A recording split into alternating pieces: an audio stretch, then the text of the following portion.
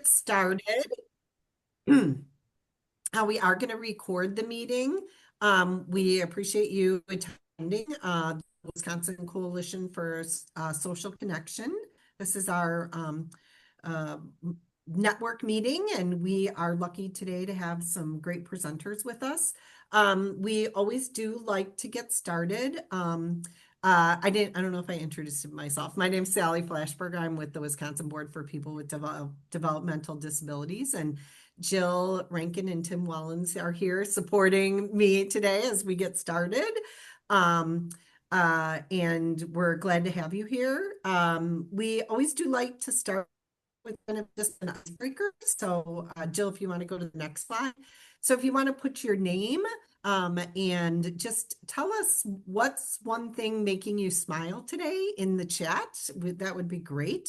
We like to go through and maybe say what that is. I'll just say what I'm doing today. I'm at the Self-Determination Conference. So our organization, along with some others, put on the Self-Determination Conference, and we have over 800 people with disabilities, family members, providers here at our conference, and it's one of the biggest we've had in many years since COVID. So it's just exciting to be in this space for the next 2 days doing the work that we're doing. So that's what we're excited about today. So put your name in the chat and anything that's making you smile today would be great.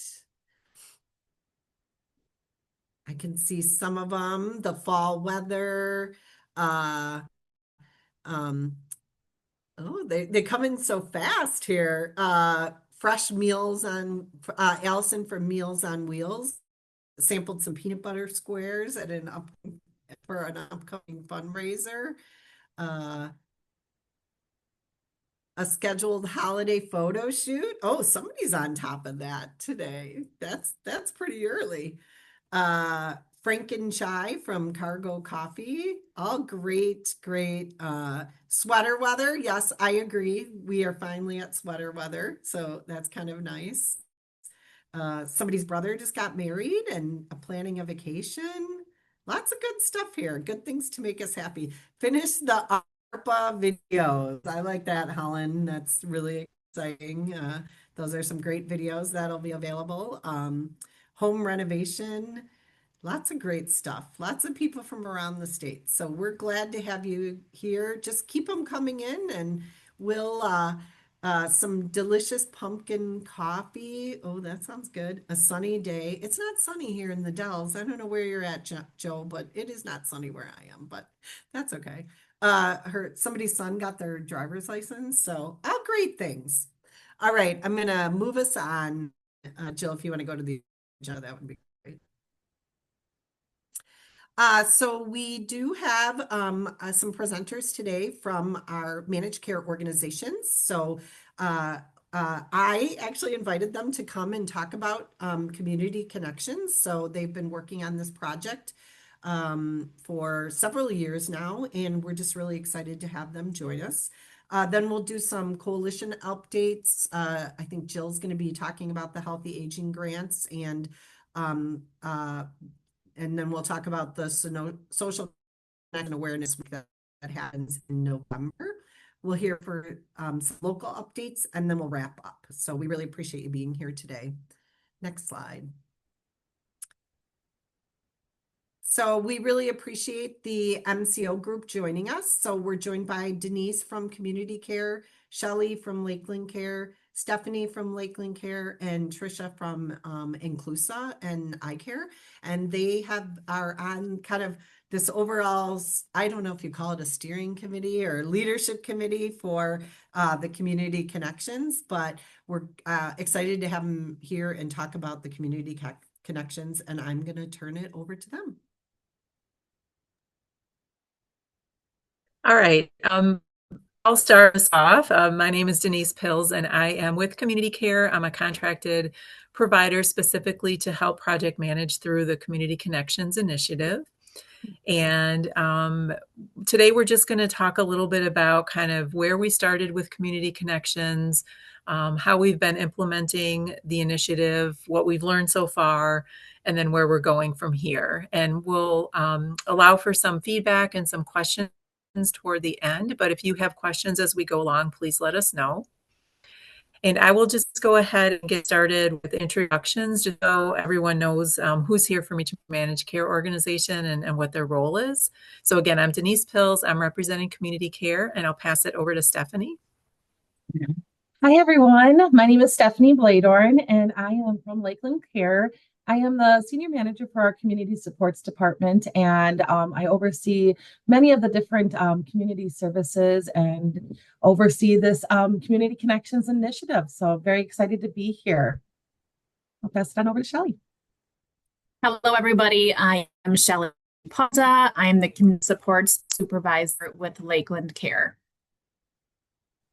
Hello, everybody. I'm Trisha Johnson from Inclusa/iCare, and I lead our efforts for pay for performance, including this Community Connections initiative, as well as competitive integrated employment. I'll pass it back to Denise.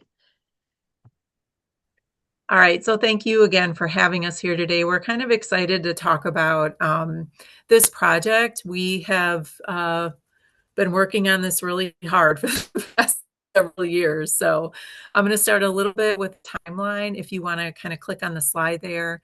Actually, you can maybe click 2 or 3 more times. I can just kind of go through piece by piece.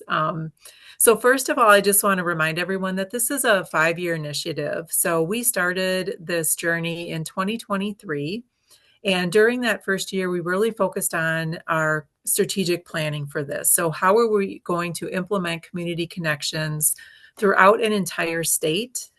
We did a lot of research this first year and found out that there are many communities across the country and other places that have put this into play, but not at the large scale that we have in Wisconsin. So it was a lot of maybe counties or neighborhoods or a consortium of counties. So this was a pretty big undertaking for Wisconsin. So we developed some tools that we used with members. We talked about how we were going to, collaborate with community, and then also to come up with some key performance indicators to make sure that we were on track. So then our second year, we really began the implementation process. So this was in 2024. And we started implementation in 2 ways. One was with members specifically, so individual members, kind of assessing them for where they are with their community connections. Are they satisfied with where they're at? Do they want more connection in the community? And how do we help them get that? And then the other piece we did was focus on working with community members. So we had some quarterly meetings with providers and other community members in different counties. We had individual meetings with people, just trying to get a sense of, in each county or each community, is it welcoming to persons with disabilities or the aging population? How much do you have to do? What are some of the barriers? So we kind of really took a lot of time gathering more information on that. And then our third year, which is technically this year, 2025, we began, first of all, with the implementation with members. In our second year, we focused more on the members living in the community. So typically in their own apartments, those had a little more access to already getting out in the community. There weren't as many maybe safety issues or barriers. So we started with that group of members. And then this year, we began implementation with members in a residential setting. So you can imagine it's a little bit more complicated to be working with members in residential, because we have to take into consideration that they might have more physical challenges, maybe more mental health challenges. And we also have to coordinate with the residential providers. So we also spent some time this year getting feedback from those residential providers. We did a SWOT, kind of a summer SWOT analysis over the summer months, talking about what are some strengths, some weaknesses, opportunities, and threats for allowing members to be able to get out in the community more for things that they would like to do or are passionate about. In our fourth and fifth year, we're not exactly sure. Sometimes it depends on contracts, but we are looking to expanding the cohort numbers. So for members living in the community, we've touched thousands and thousands of lives already. members living in a residential community. We did kind of a smaller sample this year, so we're expecting that that sample will likely increase for the next couple of years. And then also within the next couple of years, we'll also continue working with members in the community, maybe having interviews, conversations, those kinds of things. So that's kind of our timeline that we're working with. And then the overall goal for this initiative has remained the same, and it's really to increase the percentage of members who are active in inclusive community life and civic engagement. And so we're kind of defining inclusive community life and civic engagement as the opportunity for our members to have valued social roles, interact with other community members when and where a member wants. So this is really a member-centered initiative. When we talk a little bit about the interest inventory, you'll see that it's really geared on what the member wants for themselves. We want to explore their interest. We want them to participate in things that are meaningful and then achieve their authentic goals in the same way that anyone in a community could do so. So that is the main goal of our initiative. And then one of the other things that we were tasked with or wanted to develop within that first year of our strategic planning was to have the MCOs work together on kind of a collective vision to make sure that as we work together, whether it's with our individual members or whether the things we're doing in the community, that we really are focused on the same vision. So this is our vision statement for this initiative. Through community connections, MCOs will engage members, providers, and the community to utilize the tools and assets available to support members in leading decisions as to how, when, and where they actively and safely participate in communities where they live, work, and engage with others. So I would say, and any of the other MCOs can chime in as well, that really has been our focus. I think the conversations that we're having as a group, as a committee, it's always focused on what are we doing for members, making sure that they are supported in an individual way, and then what kind of information can we gather from those in the community that can help us push the initiative forward. So with that, I'm going to pass it over to Stephanie, and she will take over the next section of the presentation. All right.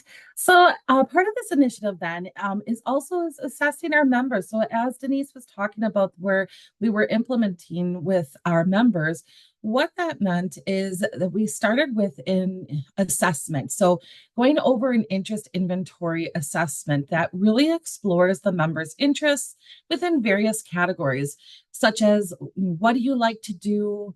How often do you do the activities that you enjoy? How satisfied are you with participating in community activities? How important it is to do things with other people? Who helps you do the things that you like to do? And what stops you from being able to do some of the things that you like to do? So really exploring interests and also some of the barriers too. This interest inventory is really geared toward learning more about the members' interests, hobbies, passions, and what they really desire to have in their life. The interest inventory also helps determine the members' level of interest in pursuing further community connections within their life. So based on that assessment, there are 5 different interest levels that a member may score as. So that is currently connected so that the member is feeling satisfied with all the things in their life within the community. And then there is a interested in knows their desired route. So they are interested in exploring more community connections and having more of those connections in their life. And they know their route that they want. So they know their own pathway. The next level is that they are interested, but they are unknown. Oops, I'm sorry. If you want to just go back to the last slide. Thanks. And then, so with the interested and unknown means that they are just really exploring the different things that they want to learn more about, and they don't know that what their pathway is.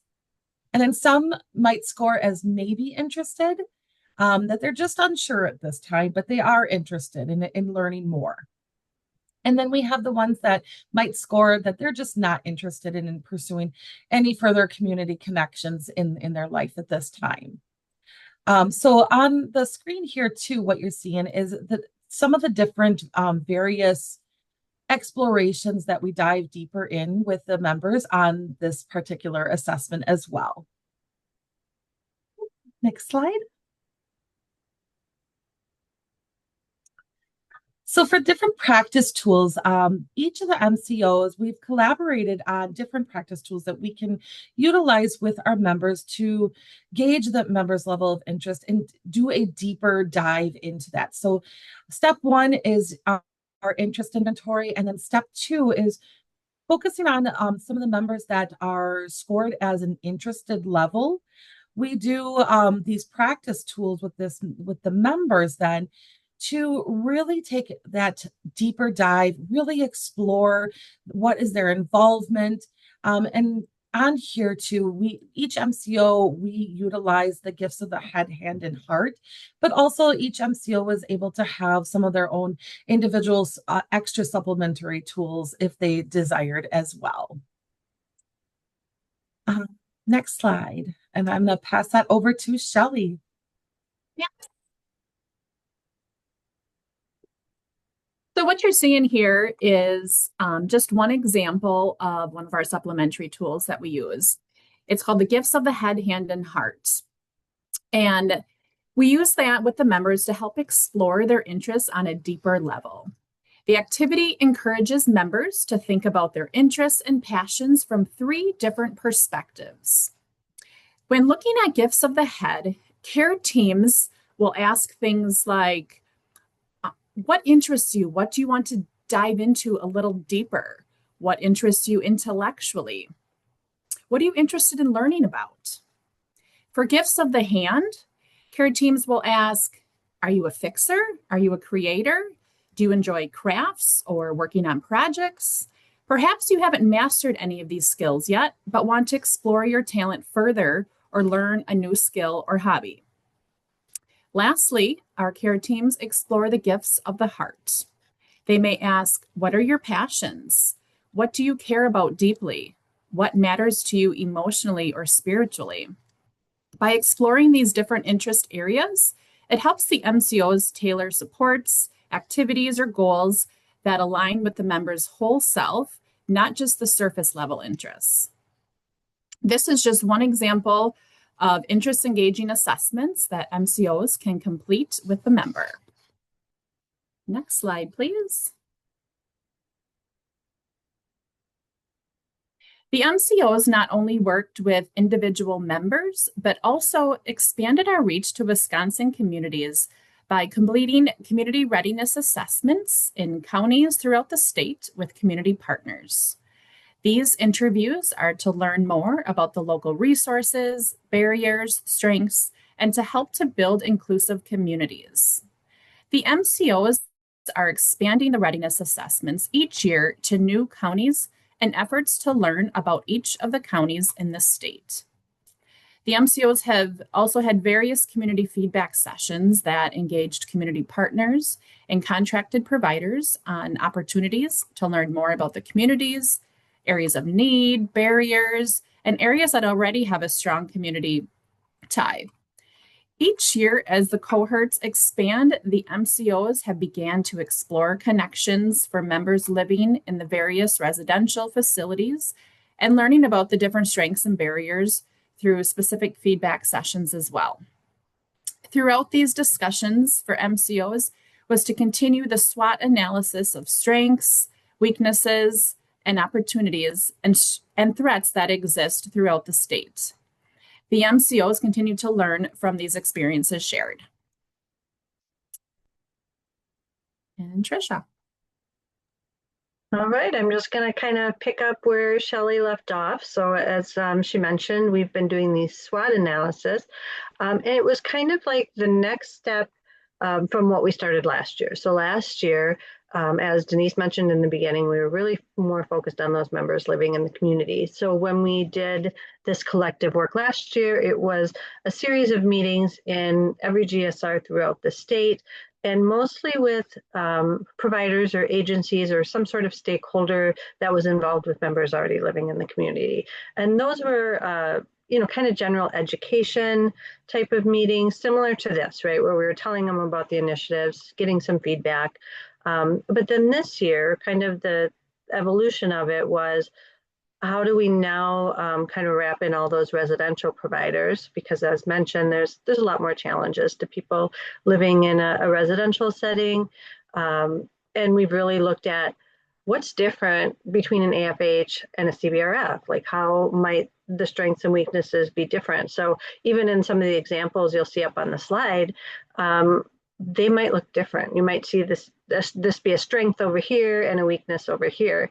And the same thing within those communities. When we did those community readiness assessments, what we might see for a strength in one community might be a threat in a different one. So some of the examples in here, so like for strengths, there's a lot of things to do in my community. This community is really welcoming to the population.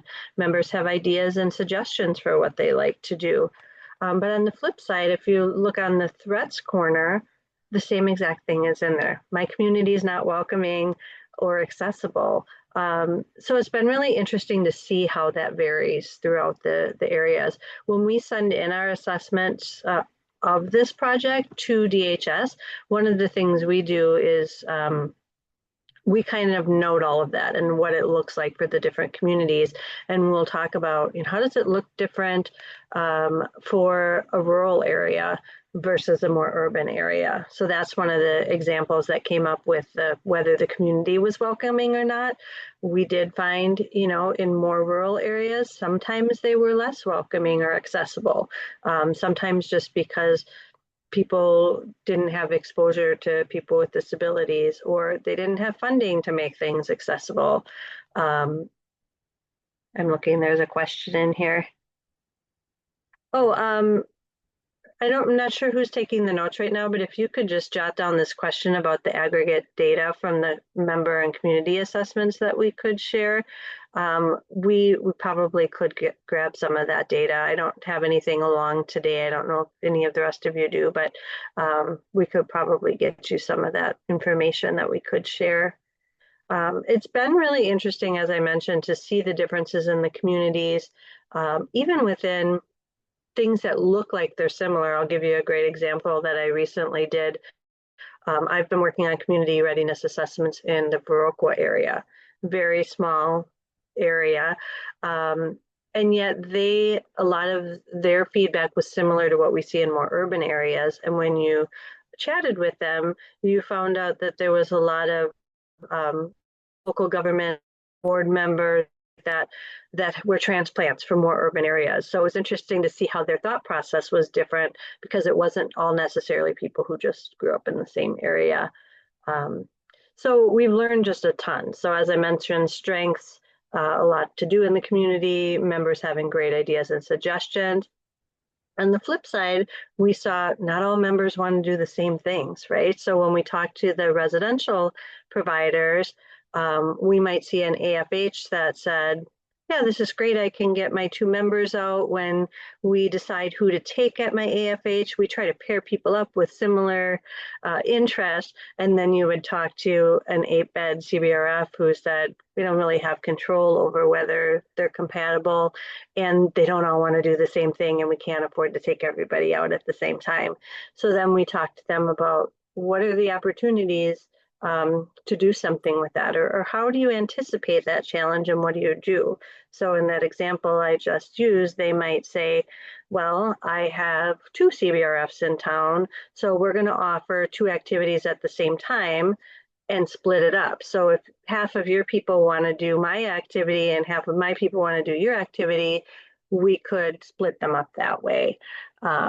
That was an example of how they went about that. Other people had things like a resident council, and the resident council got together to build their calendars. And then they would say, okay, these 4 people want to do this activity. These people want to do this activity. We're going to do this one this month. We're going to do that one next month. So it's been really interesting to see all of the great ideas that they have.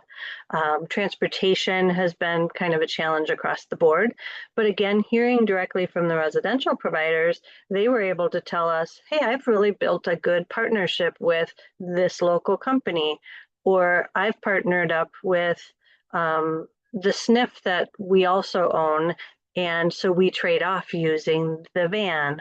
Or one was really great, and they said they would invite people from other facilities, not ones they owned, but just because they got to have a partnership with other people doing the same work as they did in their town. And they said when we would do an activity, we would call and ask them if they want to go, and then they would charge them a minimal fee, like $5 a person, $10 a person, or whatever it would be. And then they could all go to the zoo together, or wherever their outing was. So really great things we're hearing out of that. People are taking the what might be perceived as a weakness, and they're turning it into an opportunity. They have mentioned volunteers being a great opportunity to allow more people to get out. Those who had family members that were local, that was a good opportunity to get people out. And of course, exploring how do members become more independent and be able to do things on their own. We did some education on member risk, especially last year. That was a hot topic of conversation. How much responsibility does a residential provider have for vetting every single person that a member spends time with? For example, if they had a volunteer from church, were they able to go out with a person from church and talking through some of those member risk things and member right to risk things if they wanted to go out with a friend? And then finally, as we mentioned, threats, funding for activities is always a challenge, as we know. So we've been able to share ideas, and they've been able to share ideas with each other for what are some of the free things in your area, or how can you maybe look for other funding opportunities in your community? What do you do when your community maybe isn't as accessible as you would like? Are there ways to work with some place that you want to go and have it set up for your members when they get there? Maybe they don't have what's the word I'm looking for? Like an entrance way that's smooth. We talked about things like, are there portable ramps that a restaurant could have available that they could bring out for somebody with a disability? All sorts of cool ideas for that. Safety concerns for members with chronic mental health issues have come up, or significant physical disabilities. One of the things that was interesting in the first round of conversations we had last year, when we didn't talk to as many residential facilities and it was more providers, we had a physical therapist that was on the call. And at first she said, I'm not sure I'm the right person to be here because I don't take my member out into the public. But as we talked to her, it turned out she was one of my favorite people to talk to throughout this whole project, because she shared things like, I worked with a member who was afraid to go out because he was falling a lot. It turned out he had tennis shoes with laces, and his shoelaces kept coming untied. So it was such a simple thing to say, how can we get you shoes that make more sense for you, slip-ons or Velcro or something like that, so you don't trip.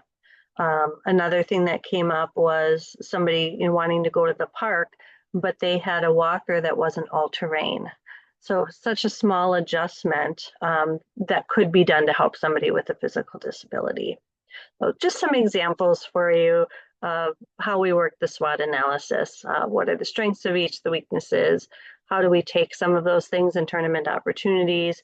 And then, how can we anticipate some of the threats and find solutions for those as well? I think we could move on to the next slide. So one of the things we wanted to ask you as a group today is, what would you add? What are some of the things that you see? Maybe let's start with strengths and talk about what do you see as strengths from members you work with, from providers you work with, from communities you work with? What are some of the really great things that you're seeing? Is there anybody who's willing to share? You can put things in the chat, or if you want to unmute and tell the group, that would be great.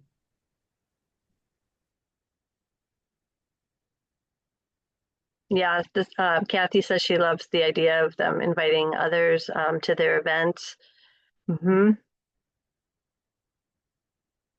Yeah, there's definitely, I think the tides are changing a little bit with providers, communities, all of those things, realizing that we're all in it together and we're all trying to do the same things. And, look at us, all of the MCOs getting together saying, yes, on paper, we're competitors, right? But we're serving the same people and we're trying to do the same thing. So, how do we all work together to share ideas and spread those things across so that it gets a little bit easier for everybody and more members get out? Thanks, Kathy.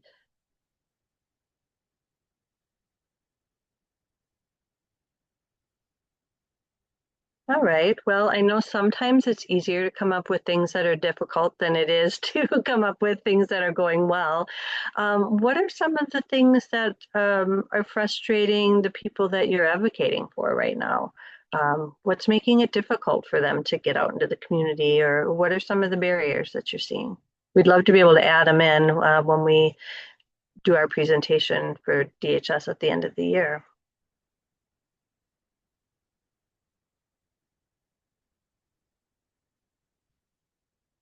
Some of the ones I've mentioned that we've run across are legal decision makers who are afraid of risk to their loved ones.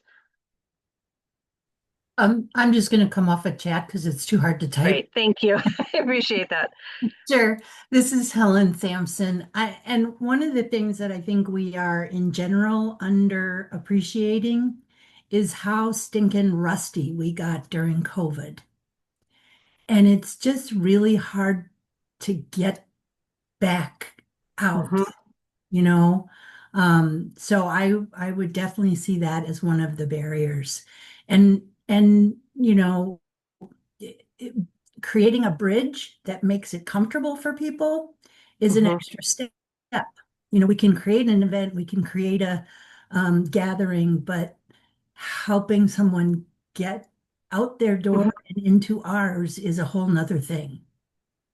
That's huge. So first, yes, we definitely heard COVID brought up several times because, like you said, people just got out of the habit, and people's anxiety went up with being out in the public. So definitely something that could be perceived as a threat. And the bridging the gap, I love that you talked about building that bridge. There is a pilot program out there right now. That I believe it's ODC, Opportunity Development Centers, that's working on right now called Community Connections. And it's something where they're working on just that. So how can we maybe take the first step with somebody and then back away? I'll give you an example of something neat that they did. They had a young woman who had lost her family during COVID. Like her parents had both passed away during COVID. But part of her life with her parents had been attending a church. So she was now, of course, living in a different place. So they went and they kind of explored her neighborhood with her.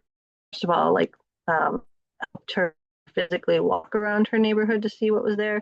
And there was actually a church within walking distance. So they attended the church with her. But they didn't just stop there. They evaluated how that was going with her. And she realized that it wasn't about just going to church, it was about going to her church and the church where she had been with her family. So then they helped her get there. And once they did, they saw what a big deal it was. Like she came in and people recognized her. And eventually, over time, other people stepped into that role of, oh, we'll stop and pick you up. They got her involved in, I want to say it was like the daycare, something, like where they're watching the kids during services. So the church took over that role and helped fill in, but she wouldn't have gotten there necessarily by herself. That was the hard part for her, was to show up by herself. So that's huge. Like daily living skills providers can be helpful in teaching somebody how to use a bus to get someplace. Natural supports who would just go with them the first couple times and then back off. There's so many great resources out there. Kathleen has information, how to share it, where to find it, whether it's accessible. This was actually part of our community readiness survey. So when we talk to people in the different counties, that was one of the things we asked them about, is how do people find out about things? And this was brought up a lot, is that everything's on social media. We have a lot of our elderly members, especially, who just don't, they not only do they not have access to smartphones, they don't want to, right? They're just like, I don't want to learn that trick. So how can we make things available multiple ways? One of the follow-up activities that our teams sometimes do with members is an actual exploration of the resources in their community. So they might get online with them and do this kind of discovery activity where maybe they're printing out a community calendar for them or perusing Facebook events or things like that to help make some of those connections. One of the activities that they can do is a referral to a local group. So if I know Sally loves to read Harry Potter books, how can I help connect her to the library, where then she can be with some people that she knows have similar interests that she does. So great point about the accessibility. Language accessibility was another big one. So we are looking at, does a community have, for example, in the community I live in, we have a Hmong American Center. That's a huge deal for a lot of our members who, maybe their English isn't that great, or we have a lot of elderly members who don't speak English at all. So Hmong American Center has been really helpful locally where I live. Translator services are something we talk about. Even things like apps that can do sign language, or apps that can interpret your voice. Let's say I have a disability that's left my voice just maybe not as strong, or I have words that I can't quite say properly. There's even apps that will learn your own, your own little, I don't want to say quirks, that's not the right word, but whatever your own way of saying something is, they can learn that over time. We have smart apps that can do that. So really exciting stuff out there. Anything anybody else would want to add for opportunities or threats? I was just going to add, my son uses Iris. He's not in family care, but one of the services he uses is through Daily Living Skills, but the organization calls them a bridge builder. And this person specifically works on building those connections. And I will tell you, we were somewhere in the community the other day, and this woman walked up to my son, and I was like, who is this? I thought, is this a old special ed teacher that I used to know?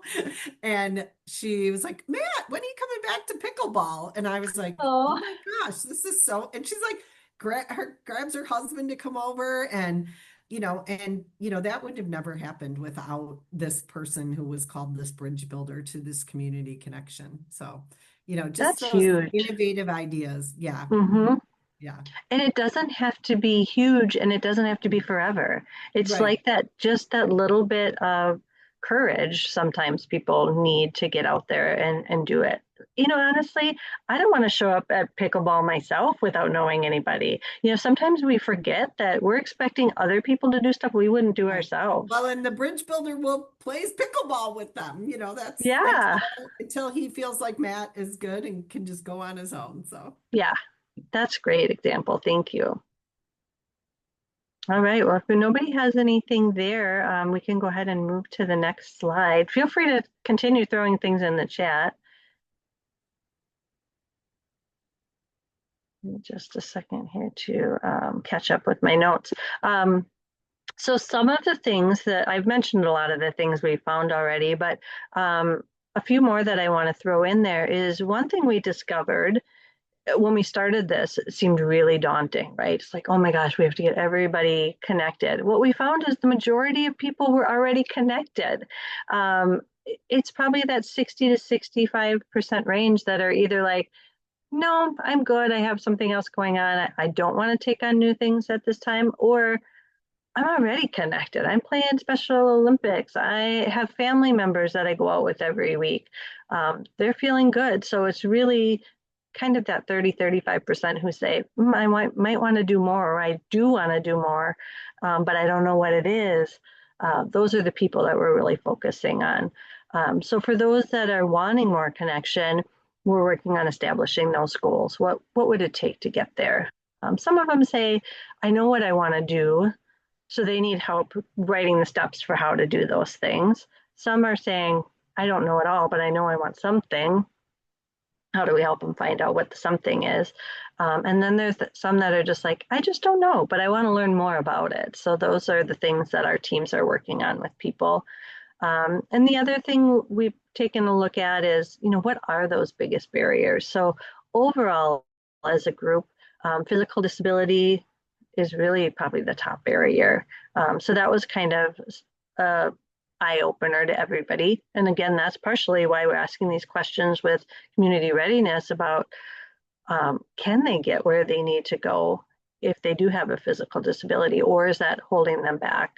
And then, of course, mental health, and you guys alluded to that after COVID. Anxiety has made it really hard for people to get out. Just kind of losing that motivation to get out has been big. And transportation, of course. Transportation is always going to be a big one. I noticed, like internally for me, we also had cost was a big one. So I know when I looked at our results for Inclusa, it changed with age too. So if I was looking at a group that was, say, 18 to 35, cost was like a big barrier for them. So, okay, and now I know for my younger folks, how can we find some low cost or no cost options for them? Then once they got a little older, in that kind of 30 to 45 range, 30 to 50, it became a lot of mental health, which makes sense, right? You know more about the world, you're more stressed out, you may have a family at that point, you have aging parents, like there's all these other things that are going on. So I think that's probably true for a lot of us. Our mental health is tough between those years. And then as we got older, kind of 55 plus, we're seeing physical disability. So that was really interesting for me too, to track those demographics and see how that changes with the members. So being able to look at all of that and then look at things, general things that are true for all of us, like transportation, has been really instrumental in figuring out how we fill the gaps. Anything any of the other MCOs wanted to add to that you found interesting from your own data? If not, we can move on to the last one.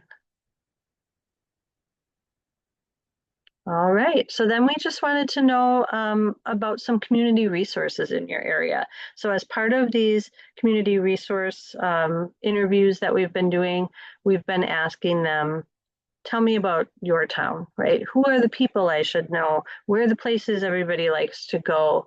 What are the services I might not know about in your area? And we are doing a resource document. So by the time we're done this year, we'll have, I think it's 12 different counties that we're going to share with all of our teams. So again, this is not, I'm going to share my resources with my 3 counties that I'm doing with Inclusa. It's all of us are sharing all of it with everybody. So we're going to have teams throughout the state that are going to be better equipped to work with our members. Anything that you can think of, can be anything. Some of I'd them be have been, happy to go ahead. share your contact. I'd be happy to share your contacts too we can share it in a follow-up email so people can send you if they want to think about That's it. great. Okay. Mhm. Yeah, people are putting some stuff in the chat, so we can also pull that to get that to you all. Perfect. Would you mind when you throw that in there? So I see men's shed, which I'm very curious about what that means. But if you could just put the area it's in too, so that we Okay. can kind of put it in the right spot. Sure. Memory cafes have come up quite a bit. I'm not familiar with Growing Connections either. So yeah, please share where that is if you don't mind. Farmers markets we hear about in every single town. I think every interview I do, it's one of the first things that comes up. Farmers market, YMCA, library, those are really common throughout the state. And then we've been learning some really interesting ones too. Fishing is for everyone is one that came up, which is really a cool idea. I'm trying to think of some of the other. I've been doing kind of Vernon County, Greene County, some of those areas there. And it was so interesting to find out like, oh, we have a Swiss history. So all of our stuff focuses around cheese and these cheese festivals and what a big deal that was in their county and how they could get people involved in that. So, okay, Barron County and Juneau County is men's shed. Perfect. Thank you. Oh, community living room. Oh, I think I have heard of that community living room, and that's like a gathering place, right? I didn't know they had them in quite so many counties, though, so that's exciting. It is. Hey, I just popped in with community living room. So we've got a permanent space in Appleton, and then we do pop-ups in Calumet County and Winnebago County, and doing a first pop-up in Sauk County. But there's probably, we're working actively with about 6 other regions in the state that want to put them into place as well. So That's exciting. yeah, looking forward to the next year and growing. Do you have an email list that we can sign up for to get notifications? Absolutely. I'll put both of our websites in the chat. Perfect. Great. I think, was it one of your meetings that had the thing about the where you could reach out to get signage if you were having an event and you could get this signage that you could put like on a bench or a table to say, hey, come to this area if you want to chat with somebody else. I can't remember if I learned that from this group, but I remember looking it up after a meeting and saying, oh, that's really cool. So if you were having a farmer's market or a concert on the square, you can reach out and get a little sign to put on the table to say, hey, I'm interested in meeting new people and talking to Yeah, people. that's a great idea. Yeah, it's pretty neat. Awesome. Well, we really thank you for presenting today. This is really great. We'll do some follow-up in our follow-up email, I think, to give some more opportunity for people to share back with the MCOs ideas. So I'll make sure I connect with Suzanne, who usually sends our follow-up on this. But Thank you so much for having us. we're going to do just some general updates on the coalition. So I'm going to turn it back over to Jill. Thank you. And keep adding those things to the chat as we're talking. Awesome. Well, thank you, Sally, and thank you to all of our presenters. That was really great. Oh, I'm fast forwarding already. Really great to hear about all the wonderful work that you're doing. And I love the interaction and the ability to trade what's going on in communities and share secrets and tips and things like that. So thanks. So my name is Jill Rankin with the Wisconsin Institute for Healthy Aging. And we have some exciting things happening in regards to what we call healthy aging grants. So for the past, I would say maybe 7 or 8 years, we've been working on legislation to try to get a state investment into healthy aging. And so we've had several successes and challenges throughout the years. But now, come 2025, fall of 2025, we have 2 bills that are out. They're both the same. There's an Assembly version and there's a Senate version. Senate Bill 410 and Assembly Bill 410. So there's legislation that is circulating that would support a state investment to basically provide funding for the infrastructure behind healthy aging programs, especially focused on fall prevention.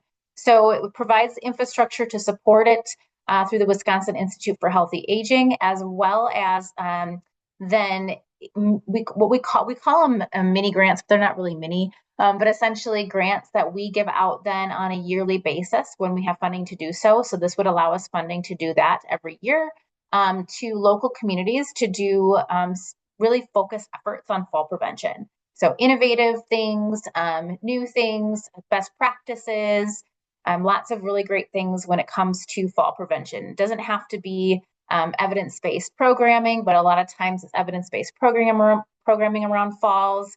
But essentially, what are things that we can do in our community that are local and that work for our communities to maintain independence as we age and are able to provide more opportunity for better quality of life. So we have this legislation that's out there. The Wisconsin Coalition for Social Connection, we have a policy and advocacy committee that takes a look at all different legislation and kind of vets it and says, is this something that the Wisconsin Coalition for Social Connection should be involved in? And the Healthy Aging Grants was one of the pieces of legislation that the coalition steering committee felt like this is really important for the coalition to stand behind and sign on in support of, because fall prevention is significantly impacts social connection. So we know that individuals who are at risk of falling, have a fear of falling, or who are falling are less likely to be socially connected. And there's data that shows the correlation between that. So we felt it was very important for us to be supporting this legislation. So we have lots of information on the website if you want more information. Otherwise, feel free to contact me. I'll put my name in the chat and my email. But we have a great opportunity to advocate for these, for the state legislation. So we're hoping we have a public hearing coming up tomorrow at the Capitol at 10 a.m. So if anyone is so inclined and able to come and support that effort, if you want to give a testimony, you can do that. You can just be there in person and sign on in support. So I'm happy to provide you with more information if you're able to be at the Capitol tomorrow morning at 10 a.m. We would love to get as many people there as possible. So we're really excited about this. There's a lot of bipartisan support on this bill. We're really excited to push it through, hopefully this year or next year. And we're just excited to be able to participate in it. So I will leave it at that. Hand it over to Tim for some more good stuff. Thanks, Jill. Hello to everybody who doesn't know me. My name is Tim Wellens. I'm a regional quality specialist in the Bureau of Aging and Disability Resources at the Department of Health Services. I work closely with a number of aging and disability resource centers in the state, and I've been part of this coalition since it started 5 years ago. We are celebrating the 5-year anniversary of this coalition, which is pretty amazing at this point. And the coalition just continues to grow. I think we're at over 700 members at this point, which is pretty amazing. For Social Connection Awareness Week this year, we have dedicated essentially the second week of November. This is now our 4th year in a row having an Awareness Week campaign going on. The theme for this year is called From Neighbors to Networks, Connections Happen Here. And there's some really great things going on during that week. The first day, that Monday, there is a webinar at noon. It's going to be with Richard Kite from Viterbo University. He's going to be talking about finding your third place and building happier communities. It is something that you do need to register for. And there are different versions of the flyer that you can download. There's ones that have like the QR code, there's ones with a button, ones with a link. And then there's also a version that is without the registration that are all available on the connectwisconsin.org website. This webinar is open to essentially all Wisconsinites. Professionals, non-professionals, older adults, people with disabilities, anybody who wants to join just has to register.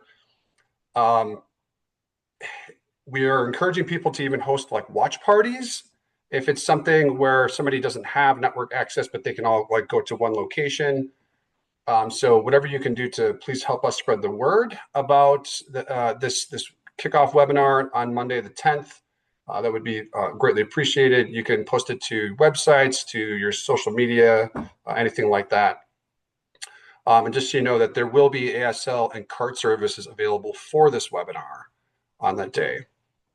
Along with that, just for the entire Awareness Week, there will be a governor's proclamation. We haven't quite received it yet, but we are anticipating it coming very soon, and that will be posted and sent out to you all, and it'll be on the website available as well at that time.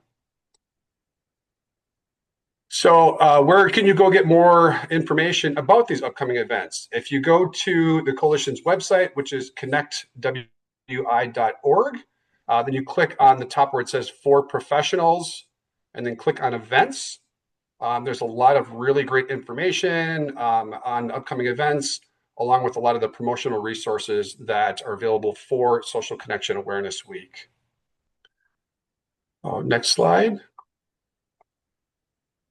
So within the events page, you'll find like promotional resources. You can see on the right-hand side of your screen here, there are different things you can click on for you to download and customize, essentially things like the letter to the editor, newsletter, article, press release, social media schedule, and even graphics that you can use for your local community for a lot of that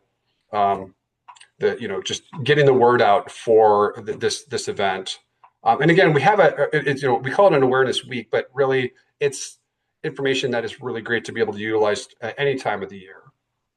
On the left side of the screen, it's when you click on the social media schedule that you see on the right side, there's a schedule of the social media posts per day, along with suggested messaging that you can utilize. Next slide. So this is on the same web page. When you scroll down a little bit farther, we have a really fun activity that's both for professionals and for consumers, which is like a bingo game that people can play, essentially to find ways to have connection activities and to get bingo in whatever way they want, across, down, diagonal, the four corners, however that would be. It's just a way to encourage people to get out and to make connections in different ways. Once the bingo card is completed, we're also encouraging people to upload a photo of that completed bingo activity through the website. And if I'm mistaken, maybe Jill, correct me if I'm wrong, there might be some door prizes involved for people that submit their bingo cards. I think so too, but that is we'll double More to check. come on that. Maybe I don't want to promise, but yeah, no promise, but possibly. Yeah, we'll make some if we don't have any. Next slide. So on Friday that week, there is a wrap-up webinar that is scheduled at 9 o'clock called Local Links and Lasting Impact. It's essentially going to be like a panel discussion style webinar from people from different organizations to discuss how neighborhoods and professional networks can play a role in supporting connections. So something, again, to look forward to towards the end of that week. And now, at this time, I realize we're getting very close to the end of our time together, but if you have any sort of local updates and you can think of anything that you would want to share right now, I would encourage you to either come off mute or drop some things in chat as far as what's going on locally, any upcoming events, any questions that you might have for us, challenges, any sort of successes, resources to share. And again, I realize that we're almost at the end of our time, so this might even be something that we can even take and send as a follow-up from this recording, because this recording will go out by the end of this week with some follow-up material and content for you. But if you do have something and you want to put it in chat right now, we would be definitely capturing that. So, and then here, we just want to encourage you to find other ways to stay connected. You can join the nationwide network of champions. What that all involves is chatting with local champions in the Wisconsin community and even throughout the entire nation about social connection activities. I know a number of those were mentioned today during today's gathering. Getting ideas, you can learn from others. The QR code you see on the screen will take you directly to the Nationwide Network of Champions website and kind of walks you through how to get joined with that. And then we have our final network meeting of the year coming up on Tuesday, December 16th. That'll be the final one for this year. And then, please stay tuned for the 2026 schedule of these ongoing meetings going forward. When you go to leave today's meeting, there will be a survey that's going to pop up for you to fill out. We'd love to hear directly from you, get your insight and feedback on what's important to you as far as the topics that you want to hear about with social connection, anything going on in your local communities. So please take a minute if you have the time to take and fill out that survey as soon as we all click leave today. And again, really appreciate you joining today. Thanks to everybody from the MCOs that have given their wonderful presentation. And yes, we will definitely take and work on and getting some follow-up content sent out to everybody. Thanks, everyone. Thanks Have a a lot. wonderful day. Thanks so much.